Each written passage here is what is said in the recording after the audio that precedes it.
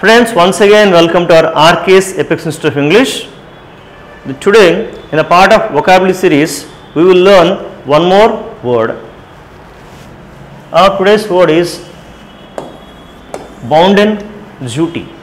Bounden duty. ఇది చాలా మంచి పదం, చాలా ఎక్కువ సందర్భాల్లో వాడుతుంటారు.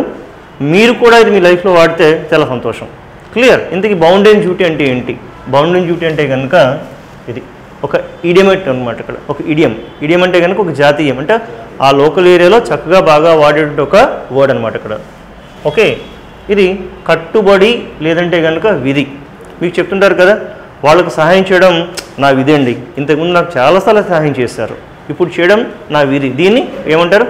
It's my bounden duty to help them because in the past they had helped me many times. Now it is my bounden duty. వాళ్ళతో సహాయపడడం లేదంటే వాళ్ళ తరపు నిలబడడం నా bounden duty. It's my bounden duty to stand by them. వాళ్ళతో నేను ఉండాల్సిందేను, అట్లాగా బౌండెన్ డ్యూటీ. ఓకే, మీకు ఎక్కువగా మహాభారతంలో ఈయన గురించి చెప్తుంటారు, తెలుసు, కర్ణుడు.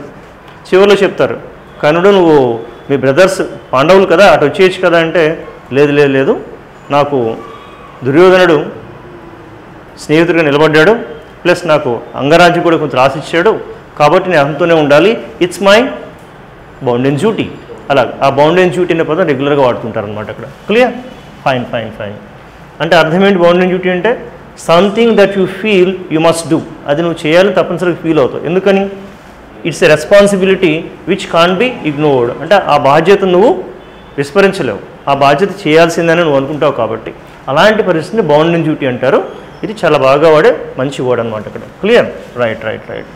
He felt it was his bounden duty to tell the police what he knew. Okay, మరొకసారి చూద్దాం. He felt it was his bounden duty to tell the police what he knew. ఒక్కోసారి ఏమవుతుందంటే, ఏదైనా సంఘటన జరిగినా, నేరం జరిగినా, దానికి సంబంధించిన విషయం మీకు తెలుసు, కాబట్టి మీరు ఇమీడియట్గా పోలీసులకు చెప్పాల్సి ఉంటుంది. అలాగే ఇతను అనుకుంటాడు కదా, నాకు ఏదైతే తెలుసో అది తప్పనిసరిగా పోలీస్కి ఇన్ఫార్మ్ చేయాలి, అది నా బాధ్యత అని అనుకుంటాడు. ఆ బాధ్యతనే బౌండెన్ డ్యూటీ అంటున్నారు అంతా కూడా. క్లియర్?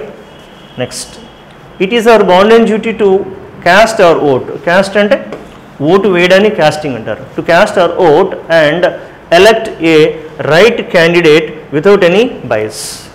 అంటే మనం ఓటు తప్పనిసరిగా ఉపయోగించుకోవాల్సి ఉంటుంది. ఓకే, అది కూడా ఎలాగా? ఒక సరైన వ్యక్తిని వినియోగించుకోవాలి, అంతేగాని సెలెక్ట్ చేసుకోవాలి, అంతేగాని not on the base of caste or creed, okay, or some any other bias. Bias in the sense ఎలా ఉంటుందంటే, ఏదో కొన్ని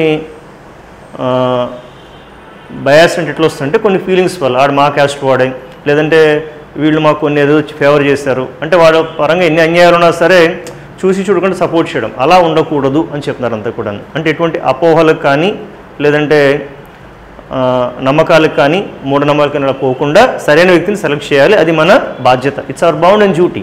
అలా ఇక్కడ. If you take my case, you know very well, I have been working as a soft skills trainer for the last 24 years.